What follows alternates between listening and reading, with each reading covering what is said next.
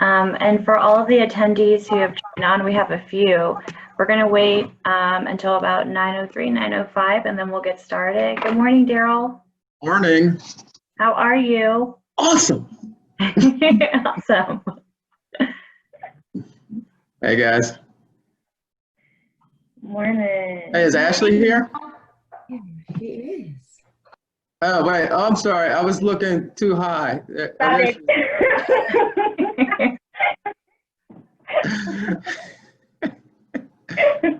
Hey, Mel. Hi, how are you? Good. Good. Good. Hey, superstar. Hi, Darryl. How are you? I'm awesome. How was vacation? Too short, as always. Yeah, looked like you had a good time. I did. I got to see my best friends. We've all been buddies since middle school, so it's really nice to get together. Cool. Yeah. Cool. Let's see. Okay. It looked really fun. You went to, did you go, where were you? We went to Wekiva Springs. It's in Florida, just outside of Orlando, and it's just beautiful. It looks like you're in a tropical jungle, and all of a sudden the water turns from like a coffee or tea color to this beautiful crystal aqua, and it was just beautiful. And we met the most amazing people. It was like they were just placed. We were all placed together. It was a magical day. It was really. It looked fun. It was really. I was jelly. All right, so we're just waiting on Lavisha. And Yep, and it's 9, so we'll get started. Would you say 9:03? mhm. Perfect.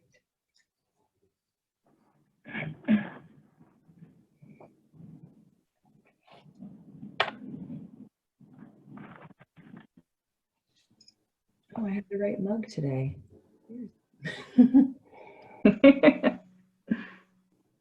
Oh, Always good. I actually have not had coffee yet, so we'll see. We'll see how I roll. And I think I've had too much, so just be careful. Just when I'm rambling because of the extra coffee, just say, hey, Darryl, what's that? We're singing. I can't imagine that ever happening. Yes, you can.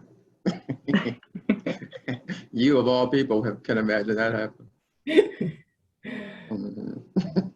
Oh, you were being sarcastic. Thank you. Oh, goodness.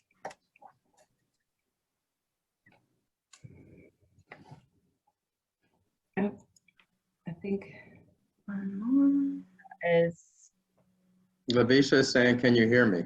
yes. Nope, we're more. going to over. So, Debbie, are you able to see that? Let's see.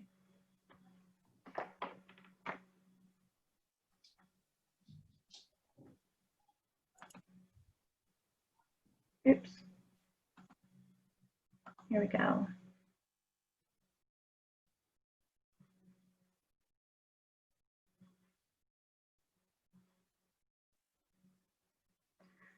She's promoted to a panelist now, so let's see. She's in. Lavisha? Good morning, Lavisha. How are you? Muted. Good morning. How are you? Good. All right. So we're going to give it about another minute and allow more people to join in, and then we're going to get started.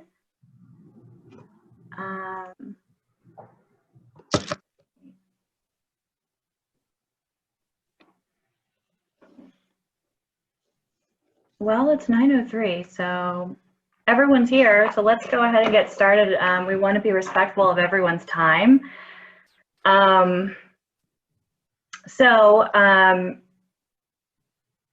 Let's see. Here we go. Okay, so thank you all for joining us on our third episode of Diversity Through Design, Addressing Social Movements. My name is Debbie Arredondo, and I am your monitor for today, as well as our chapter's Vice President of Forums. Helping me today with Q&A is our president, Ali Allred. Thank you, Ali, for helping me today. And I wanted to give a special thanks to our episode sponsor, Baskerville. Baskerville actually just recently designed and moved into their new firm location, which is located in the James Center. So we'll look forward to bringing a virtual tour in the future. So please stay tuned. Thank you, Baskerville, for being so supportive through this series and being an ally to our community. I also want to remind you that you can all donate to Teens with a Purpose. You can find the link on our website or in the email that you received when registering. And I also wanted to share that in being completely transparent, that our IIDA board switched gears from COVID webinar planning to where we are now, which is diversity through design, after the public killing of George Floyd and the many others that came before him. And unfortunately still happening. These marches, these protesting and the brave voices that are speaking up gave us pause and allowed us to reflect on how our chapter could better serve and support our community, and to also acknowledge our professional lack of diversity on a larger scale. So we have a lot of work to do moving forward. But our hope is that this 5-episode series can lay the path of awareness, can lay a path of empathy and gain perspectiveness as we amplify our Black voices and invite other minorities and non-minorities to the table to discuss how we can make the necessary steps of becoming a more diversified A&D community. A big thank you to all of our current, our past and our future panelists who have been stepping up and have been so brave to open up to their journey. We hope that everybody who is listening, everybody who follows us on social media, that you continue to follow us. That's really where we post a lot of the opportunities to engage and support, to give ideas of what we can do better. And so that's where you can join in on the upcoming events, panels, and ways to participate. So today's episode is about addressing social movements. And we'll hear from our guest panelists today on how they address social movements within their own lives, at their firms and the communities that they represent and work in. So our goal for today is to also understand how architecture and design not only affects society on a higher level, but also on a personal level. So impacting just the ways that our communities in regards to social design can be. So we're going to unpack how A&D can and will continue to rethink infrastructure development and better ways to serve our community. And please remember, in the chat box, you can raise any questions and we'll go ahead and answer those as we can. So let's go ahead and start. I'm gonna stop sharing. And let's go ahead and start with Ashley. So Ashley, can you give everyone a little brief description of who you are, where you work, and addressing what social movements means to you? Okay. So my name is Ashley Montgomery. I am an architectural designer and planner at Hanbury in Norfolk, Virginia. And so I guess getting into your question, what does social movement mean to me? I consider myself a designer that works at the intersection of environmental and justice. And those are kind of the social movements that I engage with and I work around. I believe architects have a vast impact on our built environment. And so I feel like, you know, we have this link, we have this connection to our cultural atmospheres as well as our built environment. And so it's important for us, especially as architects, because we have so much, and designers, we have so much impact on our built environment, that it's important that we take notice of the atmosphere of our culture that we're in, like such as right now, and really start to think about, well, how can I engage in this conversation that I'm able to make an impact to where what we're feeling as a culture and what we're feeling as a society can be implement it into our built environment to then resolve issues that we're having, or to help carry out conversations so we can heal in a better way. Thank you.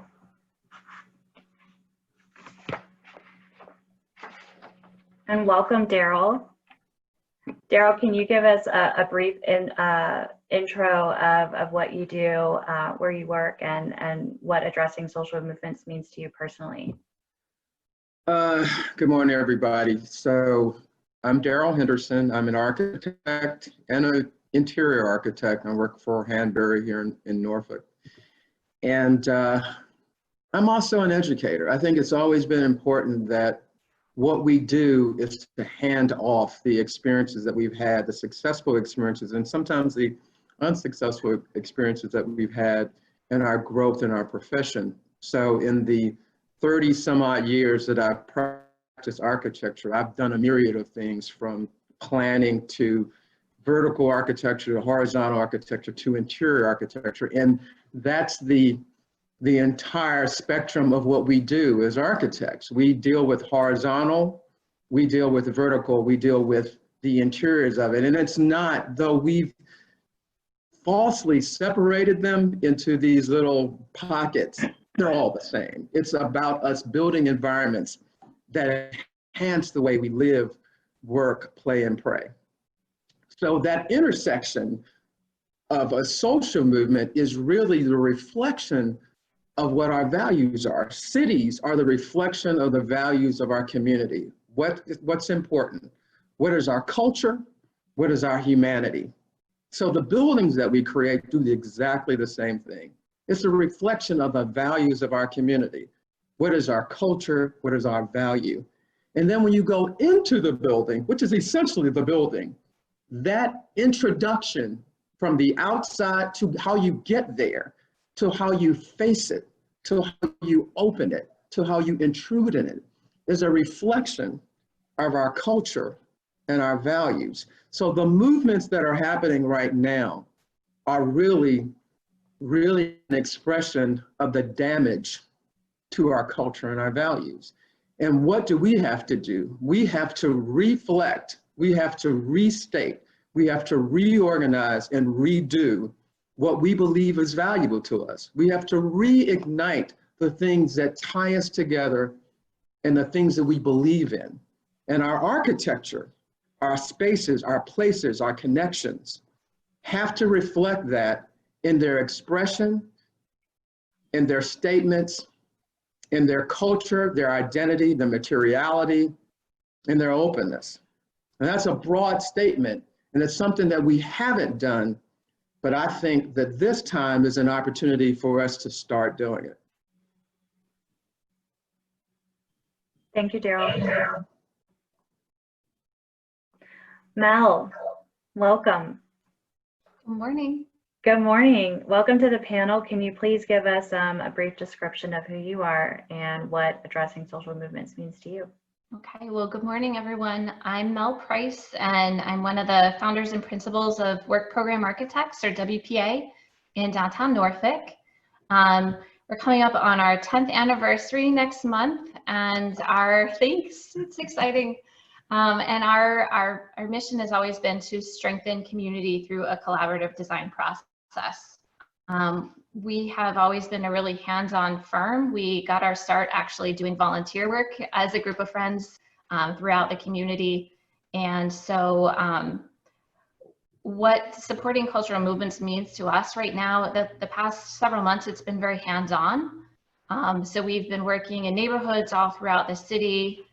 We've been working with the Open Norfolk program. And so what it means is, one, I think, taking the time that we have together. We've been working from home and having the hard conversations about all of the inequities that are happening in the world, and having those conversations in our weekly meetings, following up at all hours of the day and continuing that conversation, and then immediately pivoting and being nimble and translating that into our work. So for Open Norfolk, it means supporting our small women-owned, Black-owned businesses first, providing assistance there first.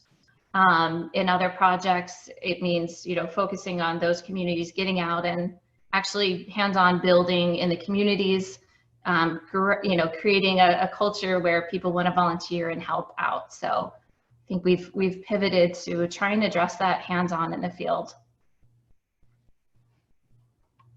Thank you. And Lavisha, welcome this morning. Lavisha, can you please give us an intro to who you are, where you work, and what addressing social movements means to you? Yes, good morning, everyone.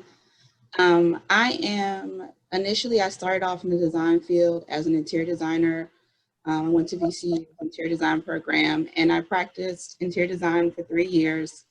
Got to work alongside a great architect out of Pittsburgh, and he kind of coerced me to look into architecture a little bit further. I wasn't sure, so I went to work for a contractor for 4 years and decided it was time to make the step. And I went to Hampton University for a Master's of Architecture. And since 2010, I've been in the architecture field, practicing architecture and interior design. I recently, for the past 3 years, I've been at DJG Architects in Williamsburg, Virginia. Due to COVID, I took a break because I could not manage school full-time as well as working, being a mom, a wife, and also studying for exams. So I took a brief pause. So I decided I wanted to come back to where I initially got my start in architecture. So I'm sitting in KEI Architect's office right now so that I could not have any photo bombs from my children. So, but I wanted to just talk about what it means to me as a designer. When I first started out, it's amazing how things come full circle. Mr. Henderson actually was working at KEI when I first decided to begin my career in architecture. And I was a ball of fire. I was angry, I was mad. I wanted my place at the table because no one looked like me other than the people that I worked with. When I went to client meetings, it was just me normally.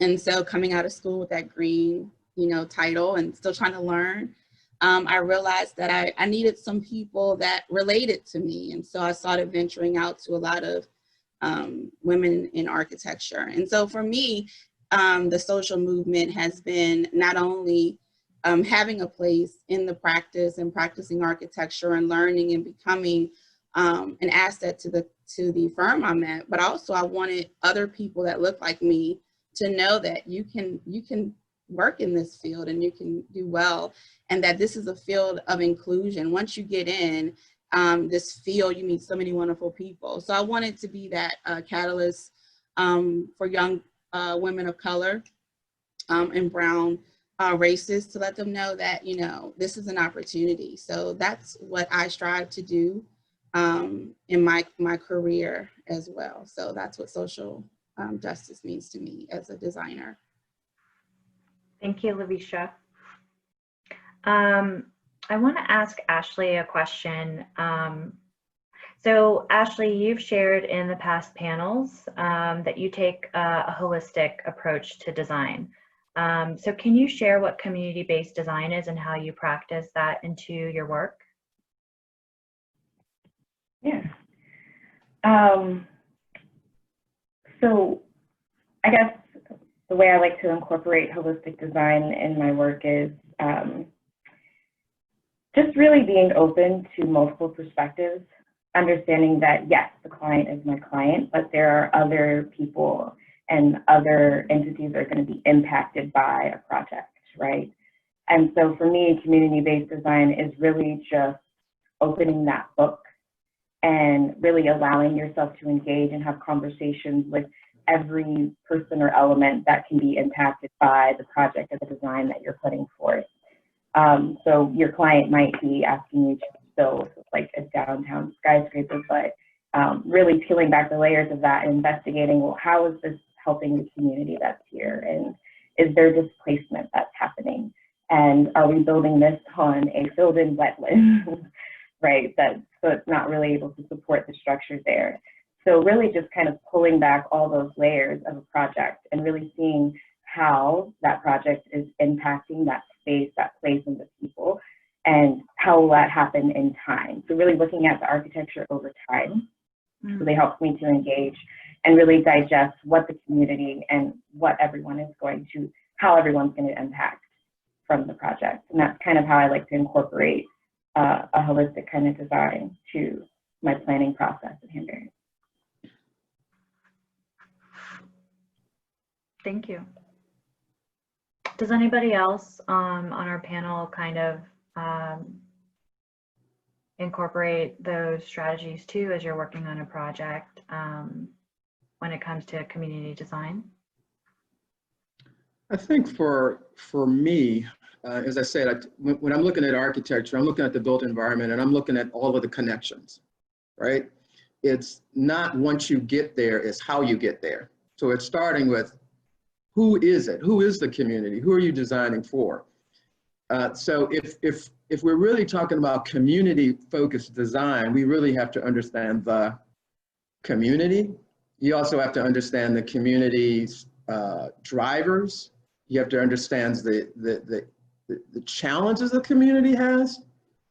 And once you start to identify that, then you create nodes that reflect and respond to those community challenges and respond to the community. So much of what we've had problems with, so much of what we're dealing with right now is the lack. Now, and this is really an important, for me, an important part of the way I see the world, because I see the world as this cup that you empty, not a cup that's full. And once you've emptied it, there's some opportunity for you to redo it, put some more stuff in it. So when we look at our communities right now, we're saying that they are, to some extent, because diversity is an interesting word. Diversity is really about a characteristic. Inclusion is about welcoming. So our Oh no, did be you diverse, but our community. Yes? Say that Can you hear me? again? We I can said hear you now. I'm sorry, what didn't you hear? You left on while we talk about diversity, really it should be inclusion, and then you Yeah, kind I of, said, so that's the point. Our communities are diverse at whatever level you want to call diversity, but our communities aren't inclusive. Our communities are vulnerable. Our communities are afraid. Our communities are diverse and separate. Our communities aren't welcoming. So that introduction between that diversity and that inclusion is part of what our architecture has to start responding to. It's saying that we value the inclusion of our differences, and those differences help to motivate, educate, enhance our environments, as opposed to creating the walls that say, because you are this particular type of person, particular ethnicity, particular cultural identity, that those can't mesh, that they're not welcome. And it's the same thing that happens in our organizations. We talk about diversity, but diversity, again, is a characteristic. You can bring more diverse people in your organization because cities and buildings and all of these other things, communities are still organizations.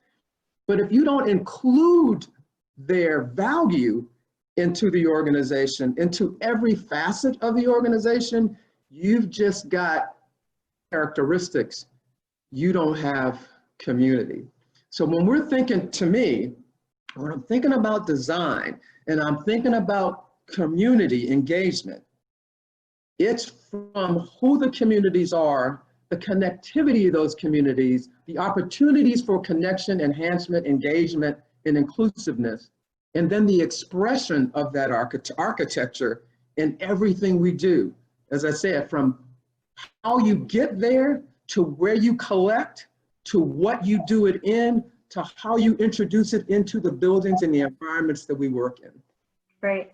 And I know that we had some discussions offline, but that kind of brings me to how important it is to do the research before we even start these projects, right? So you talk about inclusion and how, yes, you can have all these different diverse characteristics, but how do you, our panelists today, how do you guys do that work? Does that look like town halls? Does that look like like that research phase of including the different types of communities to make sure that those needs are checked off when you are doing a project, like checking the pulse, I guess. What does that look like for you guys in your firms on projects? Mel? So I think for us, it really means taking the time and sometimes convincing your client to give you the time to just go into that community in which you're an outsider over and over and over again and listen. And when we're working at a neighborhood scale, it means walking and biking and being a face that people get used to seeing, waving to people, saying hello, trying to dive down to the next layer of questions. It's, you know, we can research all we need to or want to in books and maps and GIS, but there's no replacement for just being there and listening for an extended period of time before coming to any sort of conclusions. And every single project, I'm surprised by the assumptions I've made that are proved wrong by just taking the time to listen and wait for things to come out in the process. And so I think that's the most important thing. Take the time, become a silent part of the community, listen, observe, try to understand, then ask the questions to make sure you truly understand. Yeah, I would add to Mel's point that make no assumptions. You know, you would, because even if we think we're part of the community may not think you're part of the community, you know? So it's really, as I say, it's the emptying of the cup. Make no assumption, ask questions, be a part of it. Let the community tell you who they are as opposed to you defining who you think the community is. Mm-hmm.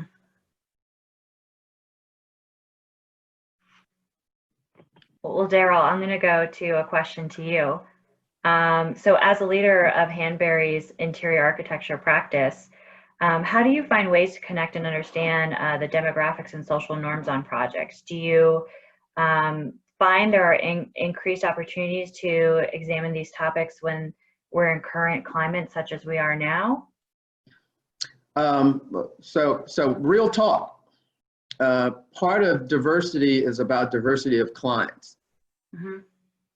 So for Hanbury, a firm that has a broadly diverse project type, our diversity of client, to be honest with you, isn't as diverse of the community. It doesn't show you the spectrum of what is the kind of diaspora of what American communities, American culture is. So part of that is really, for me, especially as an African-American architect and interior architect, is to seek opportunities for us to broaden our client base. And then beyond that, so that's the first part of it. The second part of it is to always, regardless of the client, to ask the questions, what if? What if we? How does it respond? And sometimes, as Mel has said, and everybody acknowledged, that the client may not have ever considered these opportunities, ever considered the connectivity. Clients oftentimes are insular, but these buildings exist in a fabric, a community, a culture, an environment.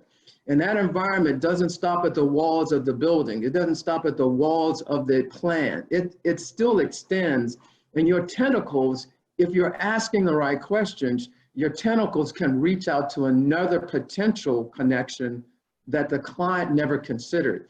So what we do typically is we ask questions. It's almost a deconstruction of what the project type is and what the goals are. And what we've started to introduce as part of our vision, our mission, and our passion is that the projects have a connection to our community and a connection for diversity in not just project type, but project environments. So it's really that we're scaling it back. We're taking off the top. Hanbury had a mission and a vision statement. And what we're asking now is, and this is actually would support that, what we're asking now is, do we really need to restate our vision, our mission statement? And should that mission statement be as one of the things that we evaluate the success of our projects on? Diversity, inclusion, changing the value structure, the statement of what our value structure is, so that when we go to our clients and we evaluate the success of our projects, we're also evaluating it relative to its social value, not just its architectural and its design value.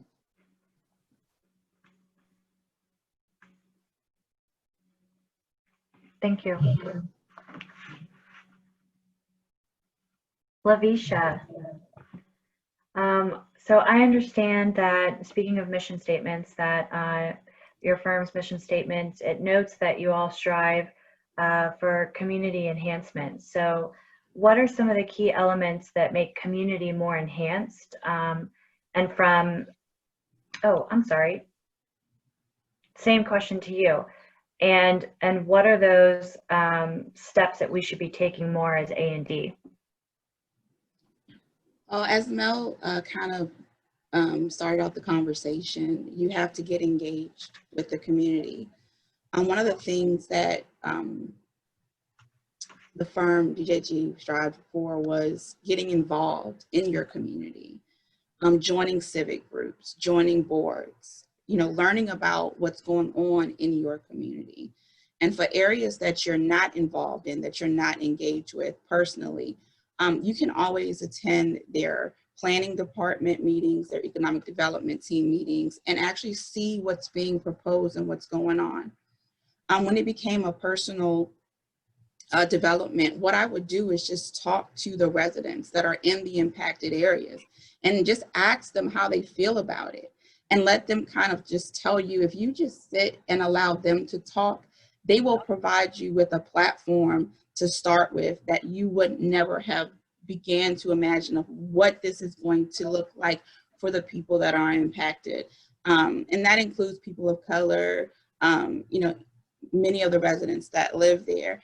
And so when I started to get involved in the community engagement process and a lot of the civic groups, I started to realize that people want their voice heard. Everybody wants a fair chance at what's going on in their community. And so you also want to ask the hard questions that many of us don't want to tackle. What bothers you about this? Why don't you want this to happen? Do you feel like your voice matters? Do you feel like your voice does not matter? And allow them to tell you these things, because one of the things that you have to be able to do when you're presenting to these communities, they have to trust you that you're going to look out for their best interest as well. And I think one of the things that we typically as designers sometimes forget is that we are trying to do what's best for everybody that's at the table. Your developer, the government, the administration, the people that are going to be living with this design. You want to include everyone. And so one of the things with being involved in a civic group, you know, it has its pros and cons, because if you're involved in that community, you're going to hear about that design once it's done and everybody else can go away. So you have that type of ownership where you want it to be successful, right? And that kind of gives you something to hold on to. So one of the things that I see now with our current climate of diversity is that conversation is happening. Whereas, as we talked about, Debbie, when you're sitting at the table, you want to be careful who you don't want to piss off. Who do you want to build these relationships with?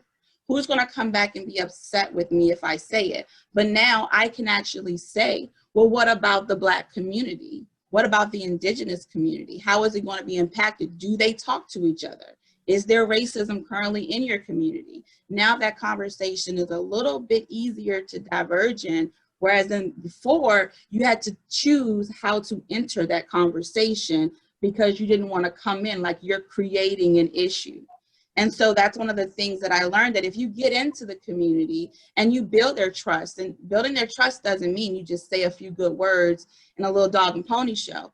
You have to show up and do things to show them that, look, I'm vested in this too. But you're going to have to also support me if I'm going to stand up for you. And so you have, it's called relationships. I remember when I started school with the iPod, that took you away from relationships. You put your earphones in and you don't talk to anybody. Well, now you need to do that. And when you talk to people, that also gives you that catalyst to hold them accountable and say, you told me this is what you wanted, this is what you needed. So how can I best serve that? So this current climate, although with all the negative impacts, I don't want to take away from that because we have so much more work to do. But the positive in it is that it allows us to have the conversation and take that veil away that everything's okay when it's not, and allow us to include those problems instead of trying to sneak them in through your design. So that's where I currently see the importance of being involved, not only in your community, but in other communities. Right, right. It's a process, much like design, you know, there's lots of layers that go into it. And I think if you are genuine and you come into those communities, and I think a lot of great things can be done from that. Thank you, Lavisha. I'm going to go to Mel. So Mel, as someone who has worked in the last decade on projects where trust is compromised, and you may seem as an outsider, how do you overcome this hurdle to create a successful outcome for all? So I think first, don't take on a project you don't believe in. I think it's really important when you start understand all of the ramifications of a project and effect on how it affects the community, and get to know the community before you join that project. I think, as I said before, it starts with listening and being present. And from there, I think it's pushing for actual true community engagement where you have the time to earn trust in order to hear people's point of view. And then you have space in the project to completely pivot and change in order to meet the needs of the community. I'll give a couple of examples. I think we believe really strongly in this kind of true public process where our projects have the ability to, you know, we can start out thinking we're going this direction, and by the time we've spoken with people, we can pivot to meet their needs. I've watched a lot of public process in the last decade where architects and designers stand up in a town hall and they put up posters and they'll say, you know, put stickers on the image. Do you like this picture or do you like this picture? And it's tough because it's fake in a way. You're asking people who haven't been trained in design to make aesthetic judgments and then just check it off the box and say public process is complete. And the important question is, you know, what does your day look like? How do you move through your day? How many kids do you have? Are you taking care of grandkids? Are you driving to work? Are you taking public transportation? Like, walk me through your day. And so then the important questions are, you know, do you have enough room for your family in this home? Do you love spending time outdoors? Do you want to hang out on a front porch? Do you like that image because that space has room for your family to gather? So I think you have to dig deep.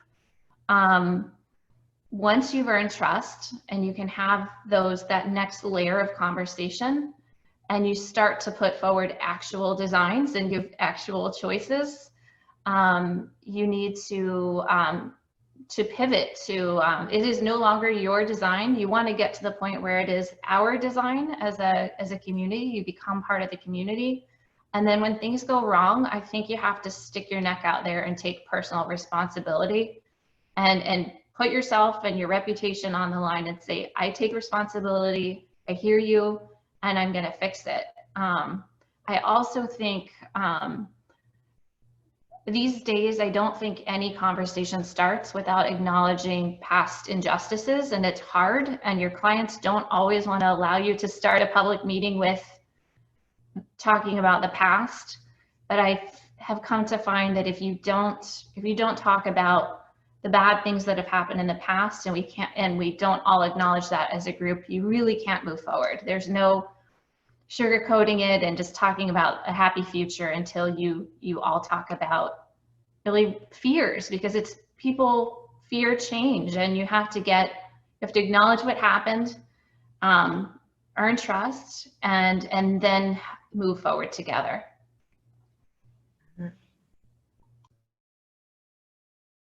Thank you.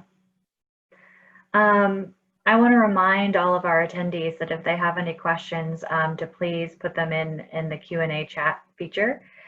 We do have some questions that came prior that we wanted to ask our panelists from our team. So gentrification is a powerful force for economic change in our cities, but it is often accompanied by extreme and unnecessary cultural displacement. So how do we increase the value of properties in areas that suffer from prolonged disinvestments without displacing those who are often Black or Hispanic or other minorities? How do we do that? And that's open to anyone.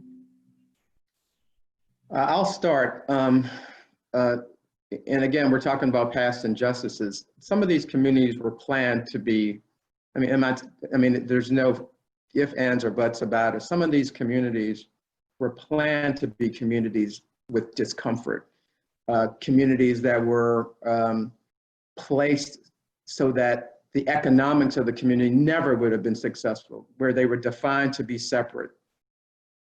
So what do you do? And so the problem with gentrification is that you're now trying to go into a community because the values are low, because you can't afford to go in the communities where the values are high. And then that changes the economics of the community. So that the clear part is, one is an acknowledgement that those communities were created because of injustice. The second part is saying that they don't have to continue to be maintained by the injustice. So before the quote unquote gentrification happens, and gentrification is a bad word for white people moving into underutilized, lower economic, typically minority communities, and then buying properties, and then as the property values go up, the people that were living in the community can't afford it. The good part about the quote unquote gentrification is that there starts to get some more influx in monies and support systems that also help the community to rise. This is really about inclusion. So what we're really trying to do is to accept the fact that when you go into those communities, when other people decide to be a part of the communities, they become a part of, not try to displace the community. And part of that is to say, it's a plan. It's not just to wait for these things to happen, it's to identify the communities that we already know existed, and we know why they existed, and start to change the attitudes and the conditions of that community so that the people in the community get to rise, the economics of the existing community get to rise, the values of that community gets to rise, and then when people come in, they're not displacing people for value, they're just adding to the value. What does that happen? It means that you have to look at work programs, you have to look at transportation nodes, you have to look at the total environment, you have to rebuild, you have to take the communities that have been downtrodden and have been planned to be separate and unequal, and start to put in time, money, planning, ideas to raise the values of those communities so that displacement is not necessary, it's just inclusion. Right, and just to kind of piggyback off of what Darryl said, one of the biggest problems, and he kind of spoke to this, is accessibility and ownership, right? These communities have historically not had accessibility to architects, designers, to conversations in the built environment, to being engaged on how their built environment has been created, how these neighborhoods have been established. And then when gentrification comes in, again, we're not a part of these conversations to then help influence our built environment. Therefore, we have no ownership. And so the value of these communities that we're talking about, it's not there. And it's because of just the lack of accessibility from these communities to dealing with architects, knowing they have access to architects, that they have access to designers, and to help influence their built environment. And then because they don't have the access, they don't get to build the ownership. And so then the cycle just kind of continues, especially for these neighborhoods that are disadvantaged. Now, I do want to go out and look at that in two ways. So let's look at gentrification as far as what they classify it as. It's a process of renovating or improving an area, right?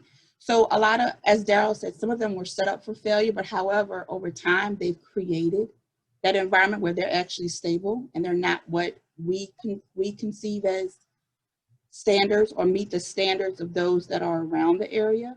And a lot of times the values are lower and are looked upon differently because of cultural differences, whereas some may see this as it's not at a certain level. To others, it may be fine because that's the cultural norm in that area. But one of the things, going back to what we talked about earlier, is that if you're a part of that conversation initially, one of the things that I've learned through environmental injustice, because it can also be to take over land for new developments, for economic growth, for different industries. So not just about making it pretty, but what's better economically for that state or county. But one of the things that I looked at was, what are the assets currently in that community? Because you can bring it up, but if the people can't sustain it, you're kind of making that ball easier to push them out. So one of the things that we started to look at was, what currently does that community have that they can build upon and grow from? And as Darryl said, it's the work program. How can we make them better and make them sustainable in these communities so that when we do improve it, they're able to stay? But also on the governmental and administration level, things need to be put in place to safeguard those who are not able to do that. So for the people that are widows or disabled or people that are elderly, those placeholders need to be put into action, administrative by laws or government ordinances, however. So it's a two-level, it's a double-edged sword there.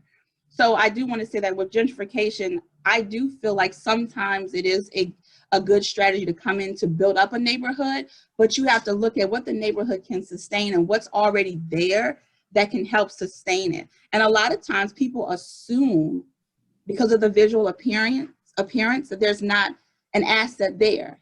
I've been to communities where there's doctors and lawyers and people that are working in community-based organizations that have degrees that are working in pro bono work to help offset that student loan debt, that are there, that can work in clinics, that can be engineers and can help with that community, but no one ever asks the question. So I think one of the things we have to start as designers is asking them, what's an asset there now? And what can we do to help those that are going to stay and sustain this community? Because one thing will happen is that you can make it a beautiful area, but if it's not sustainable, it'll go back to what it was before. So that's just something I've seen in my work.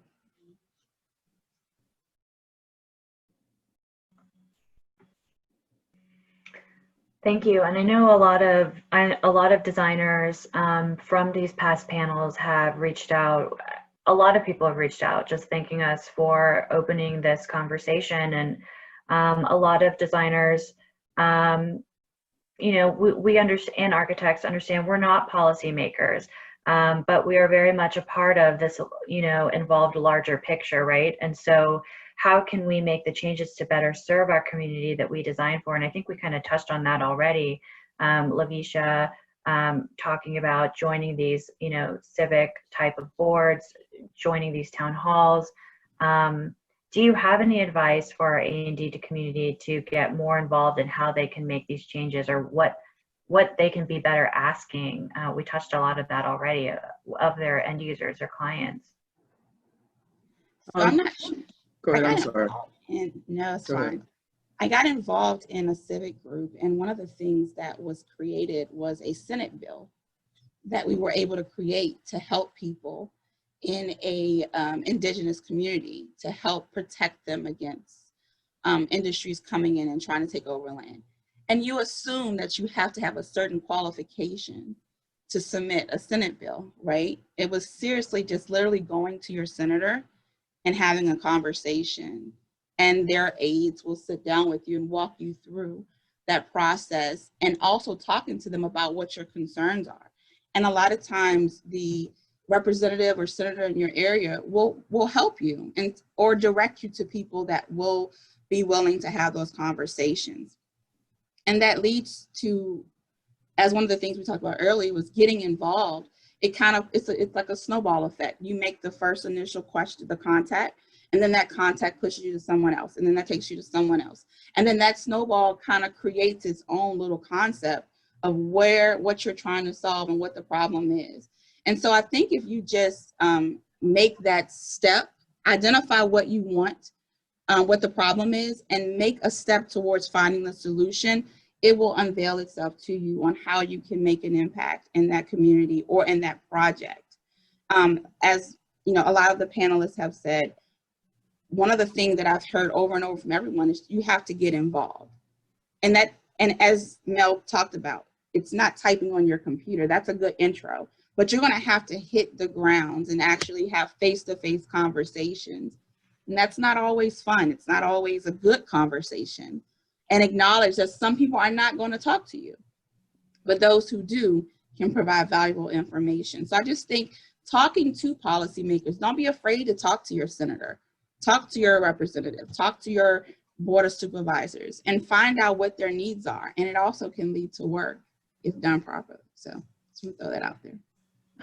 To add to that point, I think that there's a multi-level response to how we communicate the interests, the needs, the requirements for change in the community. Social change happens at the community level, it happens at the cultural level, it happens at the administrative level, it happens at the social level. And how you communicate the need for that cultural change is changing now.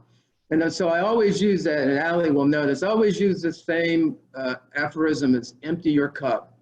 If you think you know how to do it, drop it, uncouple that, reconsider how to communicate. We know right now, social movements are actually happening on social media.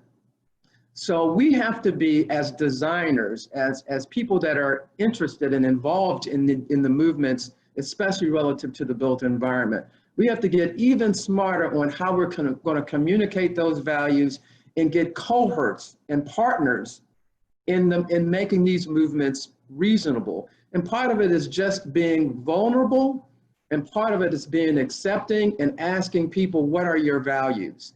It's finding a group of people that believe in the humanity of these choices, these changes, and gathering them together on multiple levels, not just on the ground, but also in the media and also virtually. Because the more we communicate on those different levels, the more there are opportunities for those different communication styles to come together as a synergy and a nexus to make things happen. So without question, what Lavisha said is important. That's one facet, but there's another facet about that passion that has to be in how we communicate that importance, communicate those values, and gain acceptance for other members to be a part of the movement. I'd like to add on to Lavisha and what Darryl said, and just urge all designers to please get involved, get yourself on boards.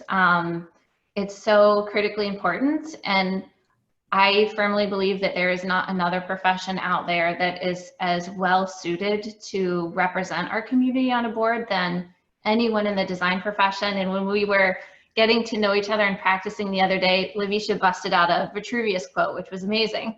But if you think about what we're responsible for, it's people's health and safety and welfare. And we have to think about economics, and we have to know math, and we have to know art and poetry and all of it. So we're this like Da Vinci complete person. Who else sits on boards who spends years in school and taking exams to understand society as a whole? So get yourself on boards, get involved. And then once you do that and you take the time to listen and you start putting yourself out there with the intelligent thoughts that come from being brought up in the design profession, you'll find that you'll be invited to be on 10 boards. And then the problem is, how do you choose things that give you energy and don't sap your energy and align yourself properly? And I think every board in this country is looking to increase their diversity now. You know, any young Black woman is going to have her pick of boards that she wants to be on. And then I think the question is, don't just jump on the first one that asks you, ask them why they want you to be on that board, and make sure they understand you and your values, and that you align yourself with the things that you believe in. So go for it. Don't be afraid. Yeah, I guess I'd just like to add to that, you know, leaning into what Mel said, we're designers, we're architects, we have to juggle all these hats, we have to juggle all of this knowledge, right? And that's hard, right? And so, you know, as a designer who believes that intersectional theory directly applies to architecture, and intersectional theory was created by Kimberly Crenshaw, and it's kind of about understanding the overlap of different systems, economic, financial, cultural, systemic, and being able to understand those synergies and how they play into one another. And that's directly what architecture does. And so I encourage you to break out of your silo as well. I've had a lot of success with working with marine biologists, working with different scientists, using different technology and tools to help inform the design process, which has helped me to better engage with the communities that I'm working with. So I definitely encourage you to break out of your silo and talk to other people and gain other perspectives so that you can better address what it is that you're working towards. And Mal, I do want to, you know, thank you for pointing out, you know, definitely if you make the first call, I mean, you will have a large pool to choose from on boards and advisement committees. But one of the things that I talked about with everyone on the phone was don't be afraid to say you don't know. That's the power that I learned going back to Darryl's point of being vulnerable. You know, I felt that as the minority, I had to always know and be and have all the answers. And honestly, just being upfront and being totally transparent and saying, I don't know the answer, but I'll be, you know, I can get back with you. And then knowing the avenues to go and get that information. So if one of the things, like Ashley said, is that comfort zone of feeling like you have to know everything, of course, as Mel said, make sure it's something that it's going to uplift you and it's going to help with your journey in this career. But if you get involved in that board and you don't know, then just say you don't know. And that'll be just an avenue that's going to stretch you to know more about that in the future. So I just want to throw that out there because that was one of the things that hindered me from joining a lot of the boards, was not being as educated on a certain topic or not being perfect, so that when those things came up, having to say, I don't know. So just want to make sure that if you're out there and you're young in the career, just step out, and if it's something that you feel passionate about, and if you don't know, it's perfectly okay. Yeah, I think we, Whitney from our last panel had shared, you know, that's something that she had to learn as well. I think a lot of people coming out of college, coming out of, you know, their universities with their degrees, they feel like they have to know everything. And that's something that you kind of have to learn as the years go by and projects go under you, that you feel comfortable saying, I don't know, but I will get that answer to you right away. So I think that's great advice for our young architects and designers coming out of school. So it is 5 minutes till, and so I want to allow any time for people to get last minute questions in if they have any.